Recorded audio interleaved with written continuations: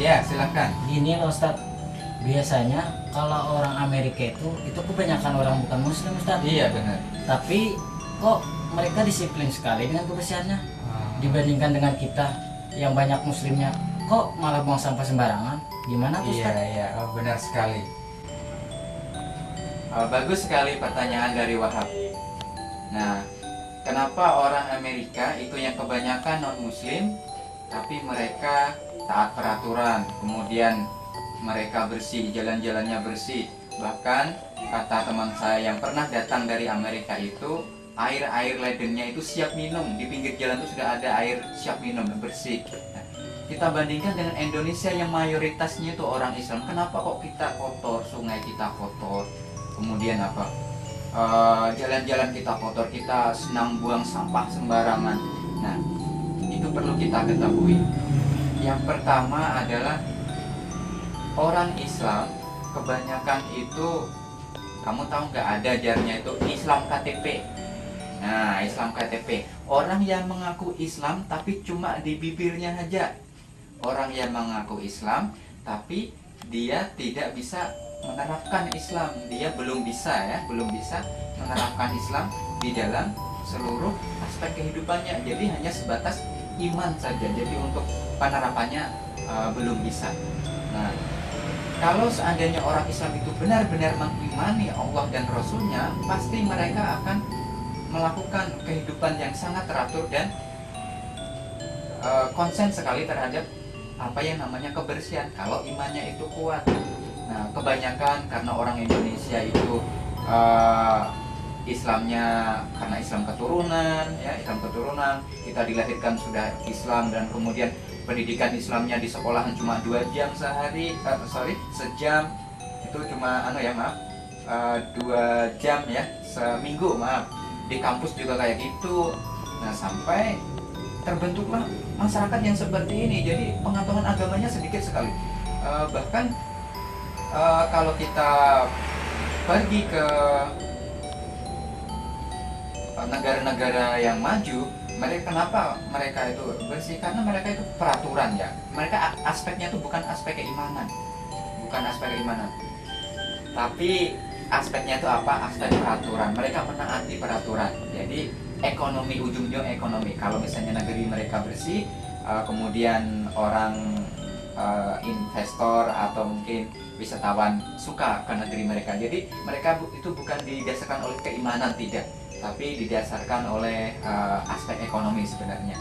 Nah, kita sebagai orang Islam seharusnya ada 2 plusnya, ya.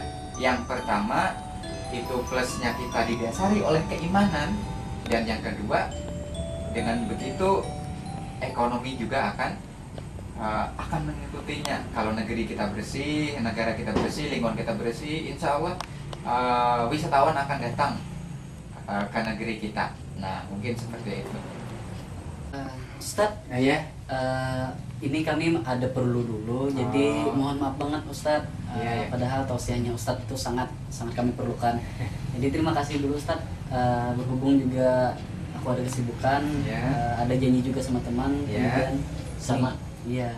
Oh gitu ya, silakan nggak apa-apa. Terima kasih, Ya. Ustaz. Oke, sama-sama. Assalamualaikum. Waalaikumsalam warahmatullahi wabarakatuh. Hati-hati ya.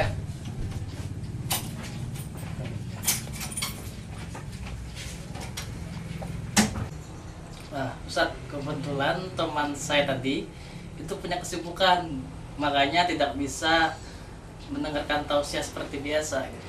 Kalau si Barat, katanya sih dia punya janji sama si Rian, ada acara berbaris gitu. Iya. Kalau si Wahab, itu biasalah Ustadz, tarik ojek. Oh begitu. Ustadz, sebenarnya makna dari kehidupan itu seperti apa sih? Kan banyak kan orang yang ketika dia punya masalah, dia tuh sering melarikannya ke narkoba, ke minuman keras, dan sebagainya.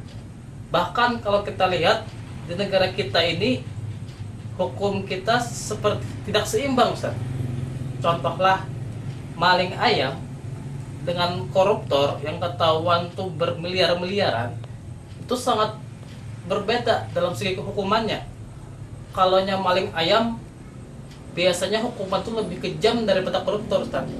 Itu pun juga awal-awal harus digebukin dulu sampai babak belur gitu. Tapi kalau koruptor itu penjaranya seperti hotel bintang 5, Ustaz. Ada televisinya, ada kulkasnya dan sebagainya, Ustaz. Nah, kira-kira Ustaz seperti apa sih makna kehidupan ini menurut Ustaz? Untuk menjawab pertanyaanmu, tunggu sebentar. Saya akan ke belakang mengambilkan sesuatu untuk kamu. Iya, Ustaz.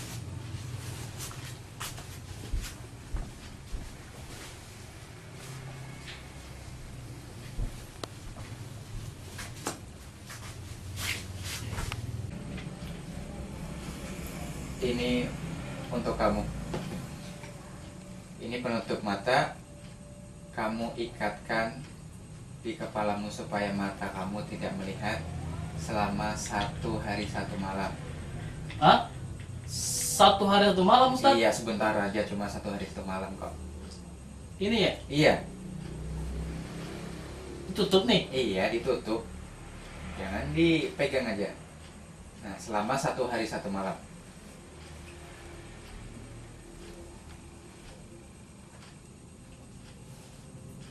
Nah, supaya memudahkan kamu untuk berjalan dan Ya. aktivitas lainnya, ini bawa tongkat untuk kamu.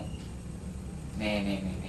Nah, kira-kira bagaimana? Bisa ya? 1 hari 1 malam saja kok, nggak lama-lama. Masa sih? Beneran ya, Ustaz ya? Iya, beneran. Aduh. Saya pamit dulu ya, Ustaz ya. Iya, silakan. Nih. Nah, Assalamualaikum. waalaikumsalam warahmatullah.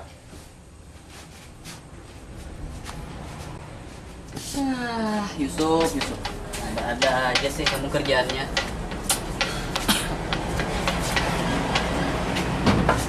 Assalamualaikum.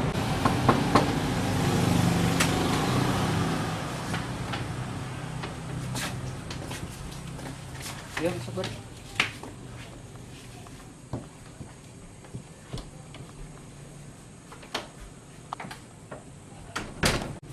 Silakan Yusuf, duduk. duduk Yusuf. Di mana? Ya udah di sini aja. Oh, Sekarang lepas penutup matamu. sekarang ya, Ustaz. Iya.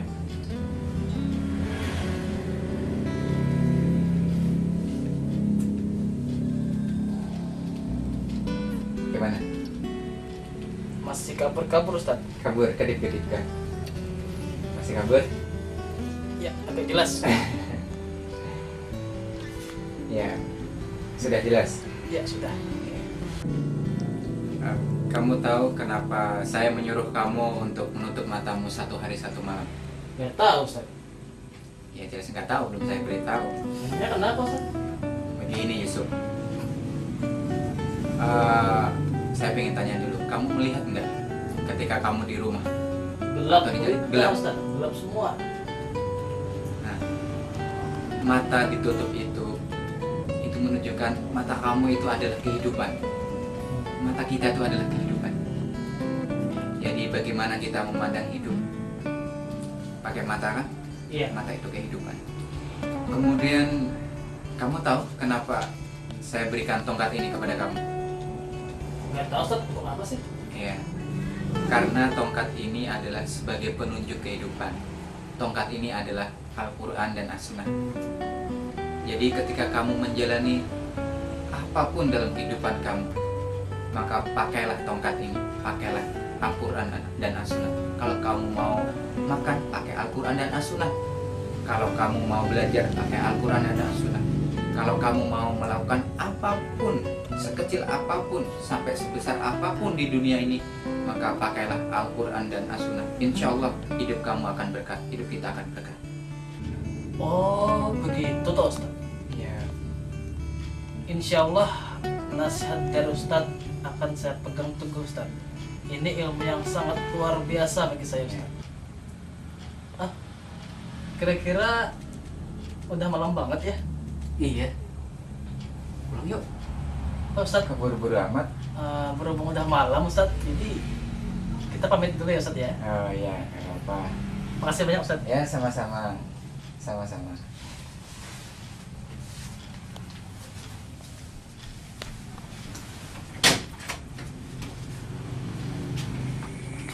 Kenapa ya? Aku mau lanjutin latihan. Latihan. Oh, yang latihan baris berbaris itu. Oke, boleh. Kamu bisa? Bisa dong. Ayo, udah kita mulai. Sekarang Oke. aja. Iya, sekarang. Iya, sekarang Kalau nanti kapan lagi? Ya, oke. ini posisinya apa nih? Posisi siap dulu, posisi Siap. sikap sempurna. Oke. Kan? Ya. Oke, tangannya udah bagus di kepala. Kemudian kita belajar penghormatan ya. Iya. Hormat, gerak. Tegak, gerak. Oke. Bagus, istirahat di tempat, gerak. Ya. Bro, coba lihat bro. Ada anak gedongannya lagi sedang latihan. Apa ini? Saudara. Oke, sekarang apa sih mau lihat? Terserah kami dong. Serah. Ganggu aja. Iya, ganggu orang lagi latihan aja. Kalian nggak pernah sih menghargai bangsa ini, walaupun cuma dengan baris berbaris.